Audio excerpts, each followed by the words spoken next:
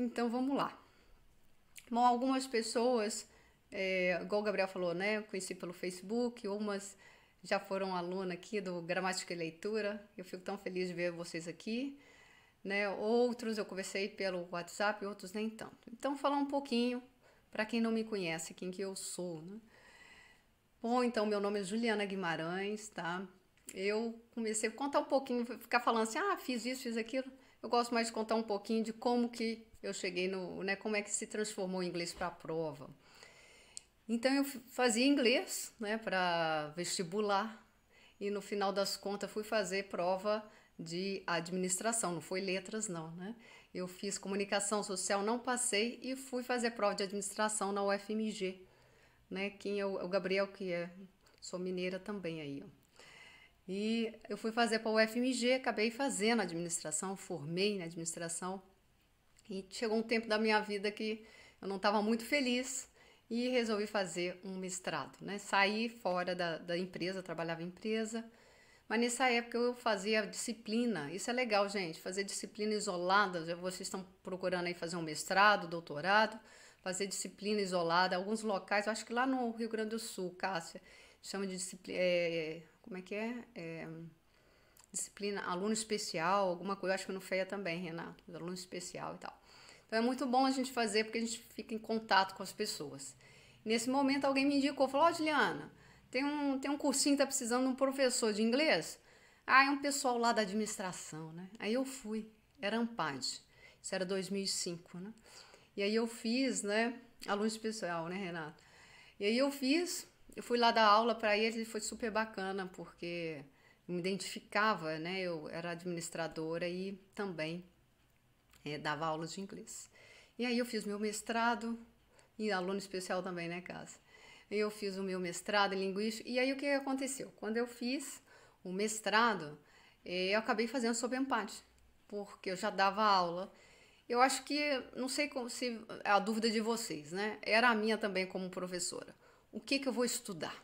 Eu falava assim, gente, o que eu vou dar para esses alunos? A gente pegava aquele livro de inglês instrumental, aquelas coisas assim. Tudo. Eu falei, não, será que tudo eu aplico nessa prova? Porque se vocês que conhecem a prova, por exemplo, quem não conhece, igual o Gabriel falou, é a primeira vez, teve mais alguém que falou que era a primeira vez, não vi, não lembro mais, mas vocês me falam aí. Então, a primeira vez, quer dizer, a gente não sabe o que vem aí. Então, já vou adiantar, é artigo acadêmico e artigo de revista. Então, eu pensava, o que eu vou ensinar para essas pessoas, né? E aí eu resolvi, falei assim, olha, eu vou focar, eu vou trabalhar nisso. Então, aí eu criei o material, ficou bacana, o curso ficou bacana. E foi super interessante. E aí, com o tempo, estamos aqui, né? Criou-se, então, o inglês para a prova. E eu sempre quis coisas muito práticas, por isso que eu pensava assim, o que realmente interessa para essas pessoas? Seja prático, seja simples, né? Que a gente aplica. Renato pode dizer, né? Renato ele falava, Tamara também, né? Renato, Tamara podem contar um pouquinho aí também. Então, o que eu pensei para a aula de hoje? Fazer uma coisa prática, né? Falei assim, vamos aplicar, então, pensar aí, né? A minha ideia é a gente partir da aula tradicional e pensar como é que a gente vai aplicar isso aqui, né? Sim, sim. Então, o que eu vou fazer agora? Eu vou colocar aqui na tela um texto Pad e vou fazer umas perguntas para vocês e a gente vai rolando a aula, tá bom? Então, vamos lá.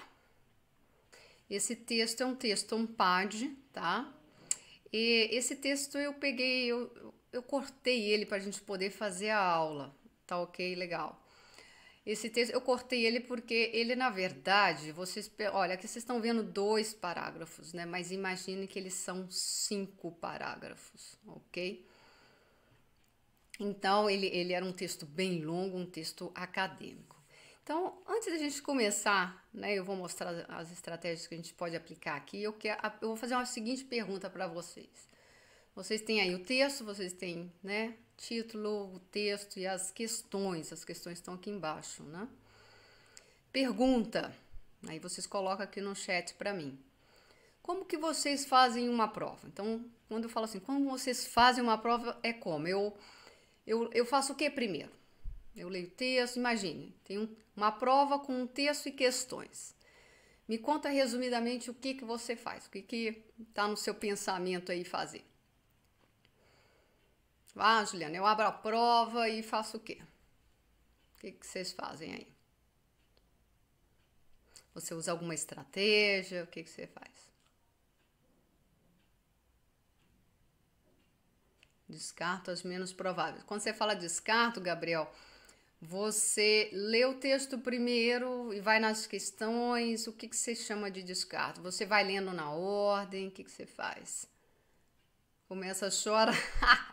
Começa a chorar, né, Renato? Mas o que que você faz? Que quando eu falo o que que você faz, o quê? Você lê o texto primeiro? Você lê o texto todo? Quantas vezes você lê esse texto? Você lê o título? Leio o texto, leio na ordem, leio o texto e marco as palavras que não sei. Daniel falou aqui. Vou ver as sugestões. Não, primeiro Dani, assim, ó, posso chamar de Dani, né? Primeiro Dani, olha, tô pegando as informações de vocês e aí a gente vê, tá? Vamos lá. Gabriel, leio as questões, depois leio o texto, ok. Tento ler as questões, depois vou no texto. Começo dizendo as questões nos parágrafos de referência, geralmente estão na ordem. Tem uma tendência, Cássia, tem uma tendência, né? Tá na ordem ali. Mas tá. Ok. Então, muitos de vocês já falam assim, ó, eu vou nas questões. A primeira coisa que vocês têm que fazer é o seguinte, sempre ler o título, tá? Independente, sim, falei assim, eu já vi gente falando que pula título. Ele fala assim, mas o título não é importante, o título não... Não, sempre leia o título, seja qual forma for. A maioria falou, tento ler as questões, depois vou no texto, ok, a Edna falou assim. Começo lendo o texto, depois vou para as questões. Começo analisando indo nos parágrafos de referência. Ah, entendi, Cássia, você vai naqueles que tem as linhas, né? Aqueles dos parágrafos, isso que eu entendi, parágrafos de referência. O Leandro falou que ele lê o texto todo. Leio o texto, marco palavras que eu não sei, a Dani falou aqui. Tá, então vamos lá, olha só. Eu chamo de modelo tradicional de leitura. Gente, quem mais quiser colocar como faz, aí eu tô aqui para ouvir vocês, né? Então, para aqueles que não colocaram, eu vou colocar primeiro o modelo tradicional de leitura. O modelo tradicional fala o seguinte, olha, primeira coisa eu leio o título, sempre leio o título. E aí eu vou ler o texto, a gente aprende, né, na escola, fala assim, olha, eu vou ler o texto. E tem professor que fala assim, olha, você tem que ler todo o texto primeiro para você extrair, vamos dizer assim, a ideia principal. Aí imagina, né? Imagina que esse texto não são 2 parágrafos, eles são 5, né? Eu que cortei ele aqui, ele é maior. Então imagine um texto de uma página inteira aí. Aí você termina de ler o texto, tem professor que ainda fala assim, olha, lê 2 vezes, né? Então vamos pensar que para a turma que já fez AMPAD, vocês sabem que existe um problema chamado tempo. Gabriel, você que é novo aqui, você foi um dos primeiros, né, que entrou aqui, então já sei. Tempo é um pelinha, né? É aquele que fica ali te torrando o saco ali, né? O tempo todo ali um estresse. Então, tempo é muito complicado. Então, se você for, por exemplo, ler o texto inteiro primeiro, isso é o modelo tradicional, até o fim, aquelas pessoas falaram aqui para mim, ó, eu vou ler todo o texto, você vai tomar muito tempo. Ah, Juliana, quer dizer que então eu não posso ler o texto? Eu falei, claro que pode. Tem gente que fala assim, eu prefiro ler o texto todo primeiro. Você tem que ter consciência muito clara que se você fizer isso, você vai perder muito, muito tempo. Mas é possível? Claro, claro, né? Esse é um modelo tradicional de leitura e algumas pessoas ainda me perguntam assim, gente, mas isso é errado? Eu falei, não existe errado, não existe certo, existe o que funciona. E o que funciona às vezes para Josi não funciona para Dani, não funciona para Cássia, para Renata é diferente. Aqui a gente sempre fala, existem possibilidades e uma delas é o modelo tradicional, né? Só que o modelo tradicional que eu falei, ele toma muito o seu tempo. Quando você está lendo em outra língua, né? Quando você está lendo, vamos dizer assim, uma língua estrangeira, é mais lento ainda esse tipo de leitura. Então, não é assim, rápido, tá? E aí, alguém aí falou assim, olha, eu marco as palavras. Daqui a pouco a gente chega nessa história das palavras aí, tá bom? Então, o que eu proponho para vocês, alguns já fazem isso, mas não esqueçam de ler o título, tá? O que eu proponho para vocês é a gente chamar de quebra de paradigma. O que é uma quebra de paradigma? Nós vamos quebrar o modelo padrão. Nós vamos fazer o seguinte, nós vamos começar pelo título sempre. E ao invés de ler o texto todo, porque ele toma muito tempo, e vocês já perceberam que quando você chega no final, você fala assim, o que estava dizendo no primeiro parágrafo? Aí eu não lembro. Esse é o problema, a gente não lembra. Outra língua então é pior, né? Não lembra nada. Aí a gente começa a ler a primeira questão, 56, aí que você não lembra nada. Aí você começa a ler o texto todo de novo, né? Perde muito tempo. Então a quebra de paradigma é essa. Nós vamos ler o título e do título nós vamos então para a questão, né? Nós temos aqui, vamos fazer então essa aqui, ó. Nós vamos para a questão. Por que que a gente começa sempre para a questão? Algumas pessoas já falaram, né, que já fazem questão. Eu não sei se vocês já viram alguma coisa sobre inglês instrumental ou alguma dica de alguém que falou isso. Então, a primeira estratégia que você faz é ir nas questões. Sempre nas questões. Mas por que que eu vou na questão primeiro? Eu vou perder. Não perde nada. Porque as questões, ela tem o seguinte. Vamos ler a questão 56. Ó.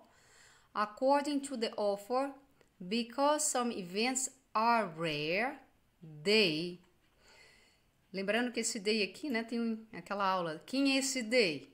The events. Isso é uma outra aula que a gente pode fazer aí de referência.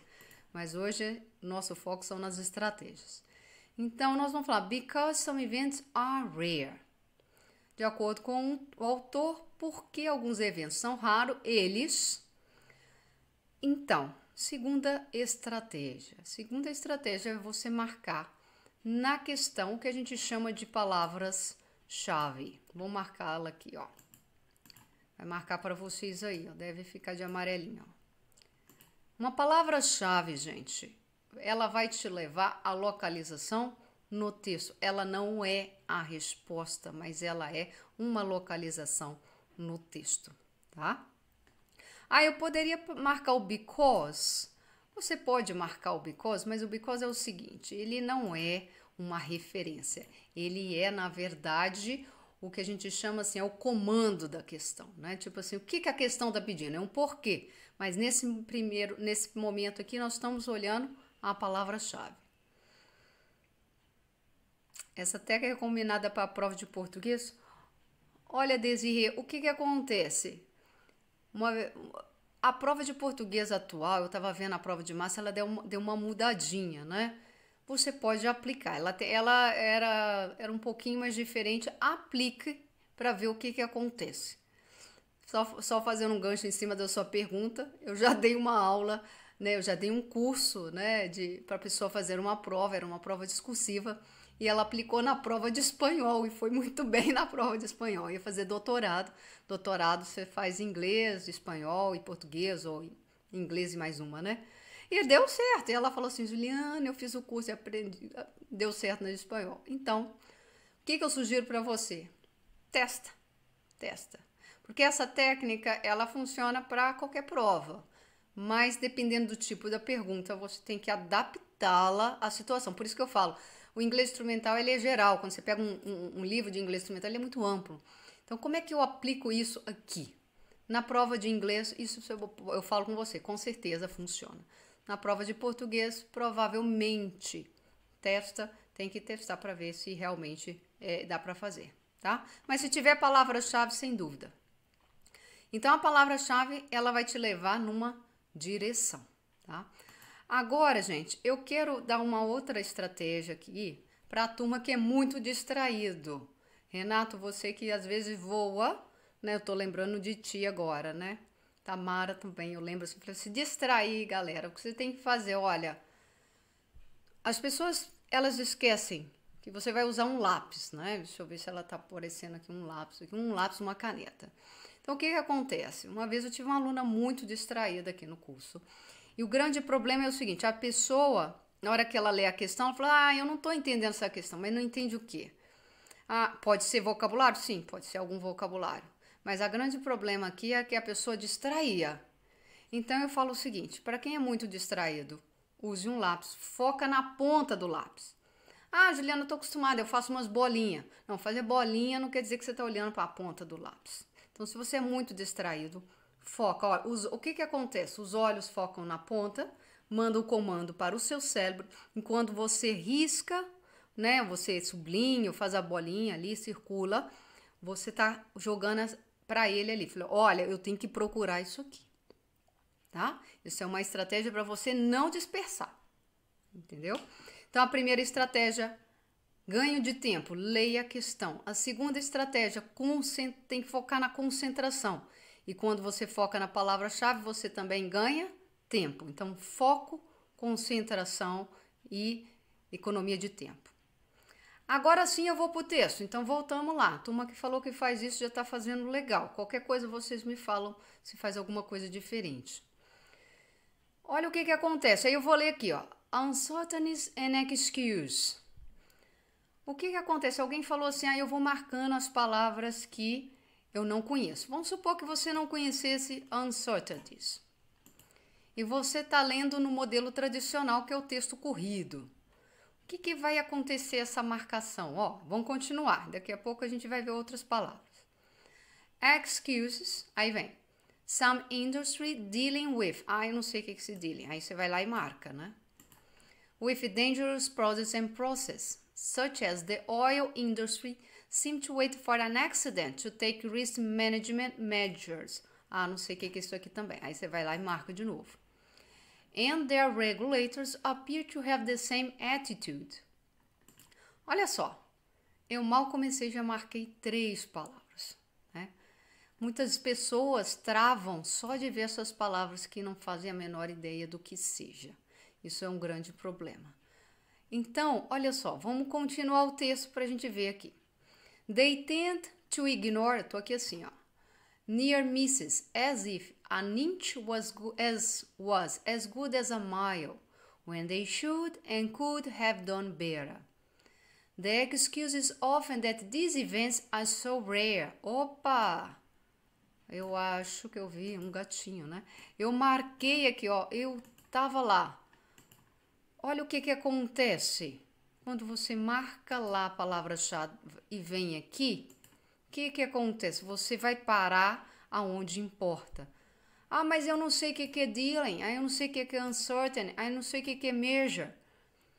Gente, palavras desconhecidas no texto a gente sempre vai esbarrar, né? Mas o ponto é, terceira estratégia, vocabulário. Vamos focar no que interessa. O que nos interessa? Interessa events e nos interessa rare. É aqui que nos importa, tá?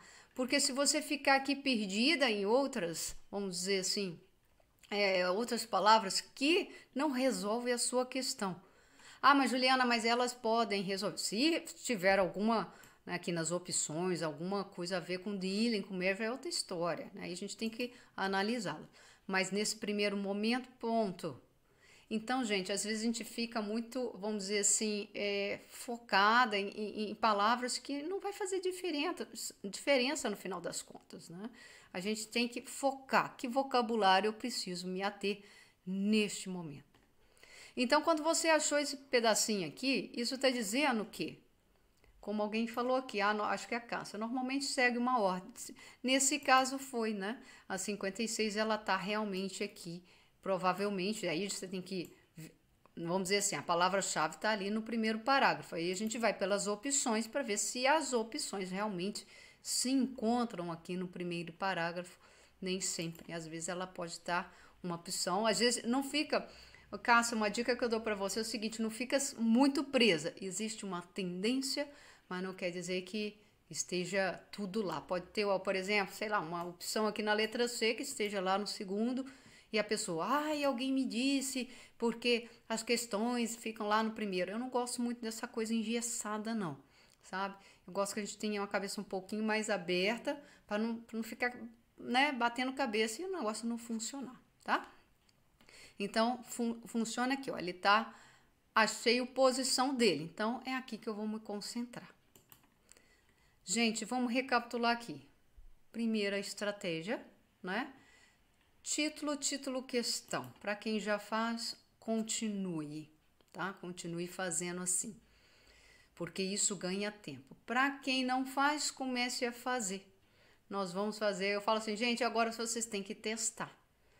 Tudo que eu faço aqui no nosso curso é sempre assim, nas aulas, né? Para quem já me conhece, você tem que testar. Foi que Desirê perguntou, falei, vamos testar, né, Desirê? E ver se funciona. Funcionou maravilha, tá? A gente aprende e aplica, tem que ser assim, tá?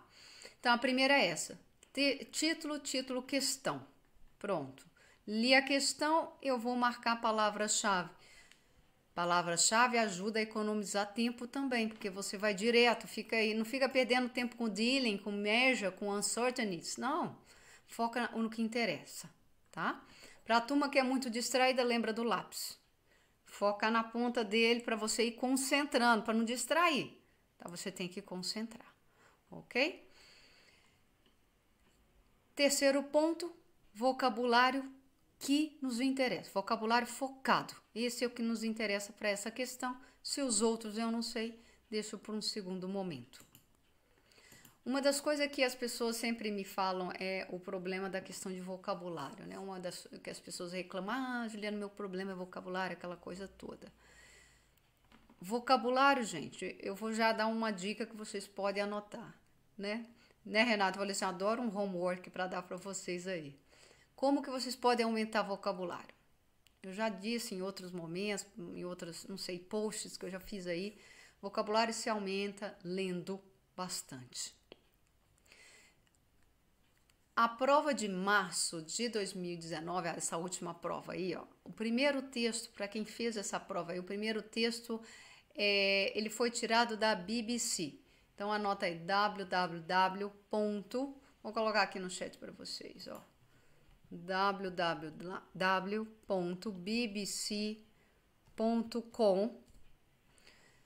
Entre na... Ih, não é BBB não, hein? Nossa, Big Brother. Vixe, Maria. BBC. Oh my gosh. É assim que a coisa vai. BBC, não é BBB não. A BBC, entrem lá, peguem um texto, né? Fica aí, peguem um texto. Cada dia da semana, peguem um texto. Leia esse texto, né? E a prova, essa última prova, tiraram um texto de revista. Esse aqui é um texto acadêmico. E a BBC aí para vocês pegarem uma revista, tá? Comecem a ler esses textos aí para vocês acostumarem com a leitura e faça glossário. E às vezes as pessoas falam assim, mas isso é óbvio que você está dizendo.